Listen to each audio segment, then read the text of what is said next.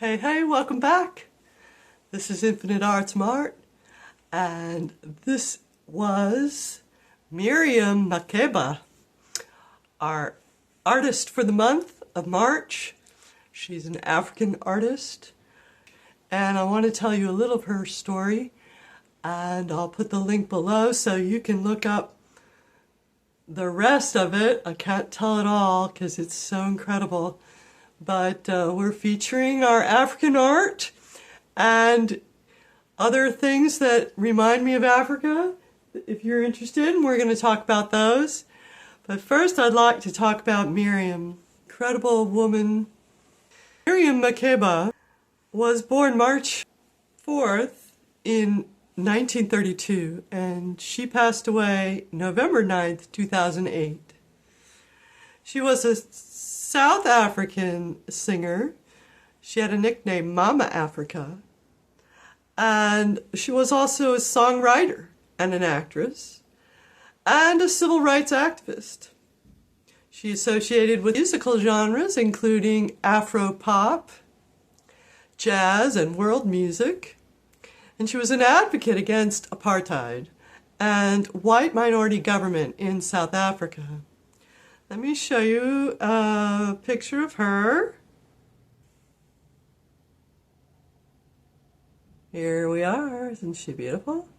And she was born in Johannesburg to Swazi and Xhosa parents. Her vocal talent had been recognized when she was a child, and she began singing professionally in the 1950s with the Cuban Brothers, Manhattan Brothers, and an all-woman group, the Skylarks, performing a mixture of jazz, traditional African melodies, and Western popular music.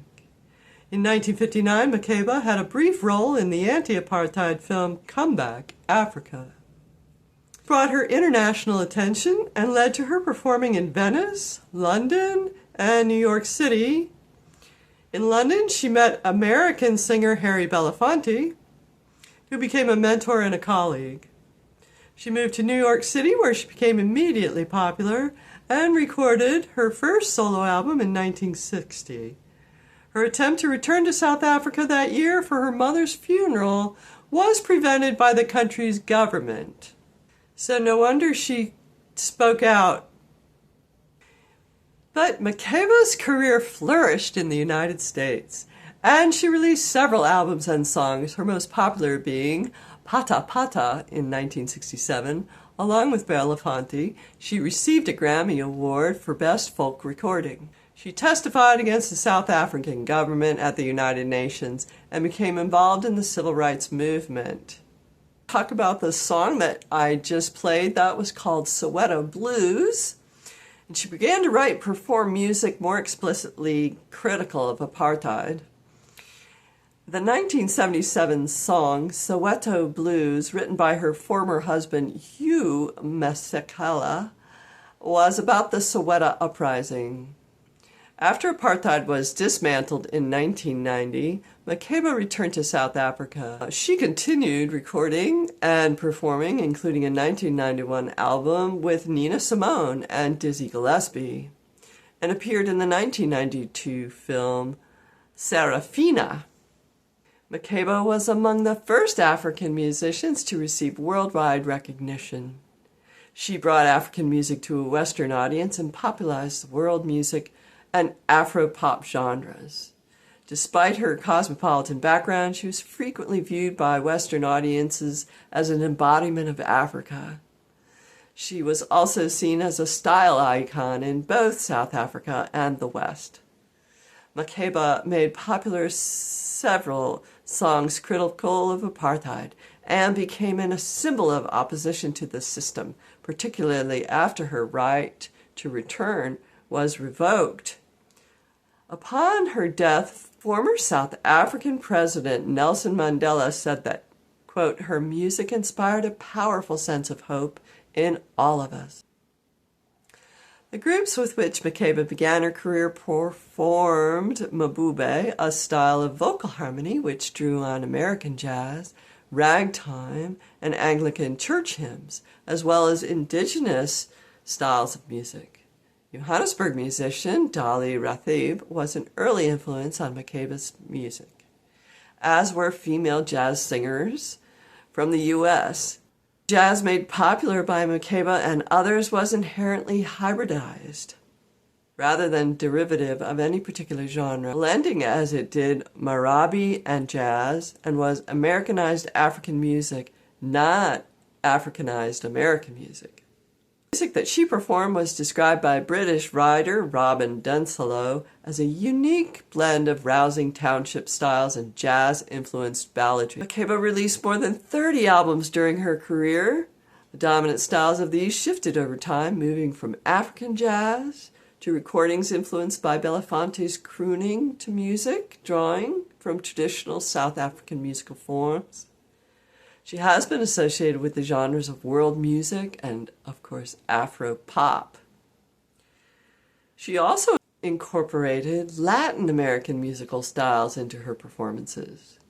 Historian Ruth Feldstein described her music as crossing the borders between what many people associated with avant-garde and quality culture and the commercial mainstream. She was able to appeal to audiences from many political, racial, and national backgrounds. She was known for having a dynamic vocal range and was described as having an emotional awareness during her performances. She occasionally danced during her shows. She was able to vary her voice considerably. An obituary remarked that she, quote, could soar like an opera singer, but she could also whisper, roar, hiss, growl, and shout. She could sing while making the epiglottal clicks of the Xhosa language. She sang in English and several African languages, but never in Afrikaans, the language of the apartheid government in South Africa. So there you have a little bit of history of Miriam Makeba, and really I've just been learning it and discovering it and having lots of fun, and we're going to play a song by her on our way out today.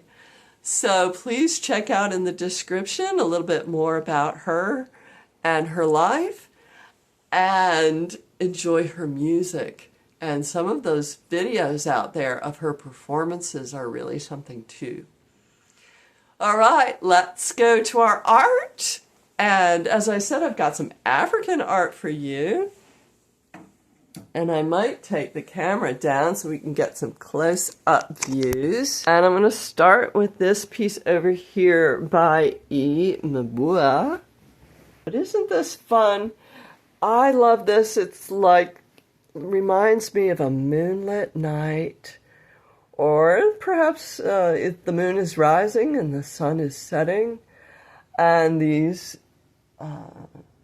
men are rowing home from fishing, probably, and there in the corner is the little hut, and some vessels for perhaps water or meal or food to cook. And I just love the tropical quality of it because of the palm trees and the water, and it's in really very nice shape and in a nice wood frame. So that's going to be on the silent auction. If you're interested, please email me at iamnancyshow@gmail.com, and every sale proceeds will go to help the poor, and perhaps those who are caught in this war that's going on right now and hurting the children and their families, mothers and fathers and families. Also, I have some small items if you're interested too. If you see anything like this gazelle or the tiger or the little birdie, and the lamp too, and the seashell rosary. We're going to move over here to Marcel Neveu d'Etoile. He is an incredible artist as well, and does these cultural pieces of different cultures. I will put a description of him below as well. And here, when I look at this, I always see an African woman dancing in the sunset, or perhaps that's dawn, and she's greeting the dawn with dancing and the joy of life. And I have another piece of his that's an abstract. Maybe I'll bring that out next show. But if you're interested in this, please let me know.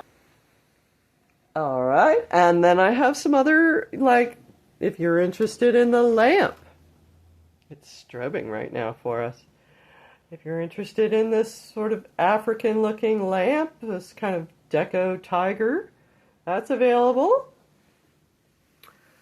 And anything that you see, perhaps you like a pillow, or a set of pillows, or you like a vase. This is a very nice Art Nouveau vase with, this is actually silver when you polish it, but if you let it tarnish, it goes black. Isn't that cool? So that's available, and this has other things that would go with it, like a little sugar bowl and a little creamer and a little candlestick in Art Nouveau style. And a beautiful green tray. Deco. This is like a little desk too, right? Isn't that sweet? So again, message me at iamnancyshow@gmail.com and we will set you right up. We will have prices in the description for silent auction to start the bidding at. And let me know, and remember always that percentage goes to help those most in need. That's one of the big purposes of this show, is to help a hurting world with the love of fine art. So you can, if you feel like, oh, I really liked that, Nancy, what you did on your harmonica, please tip me. And you can do that at my email address, iamnancyshow@gmail.com. And 10% of that tip's going to go to help the poor too. All right? Okay, let's hear some more of Miriam Makeba's beautiful music and say goodbye. Until next time, the April show, and we have just more dancing and more fun. It's springtime. We're going to look at flowers, and maybe we'll get outside. Check out I Am Nancy, the Nature Girl. There's some really fun videos on there this spring. Okay, we're going to play for you African Sunset.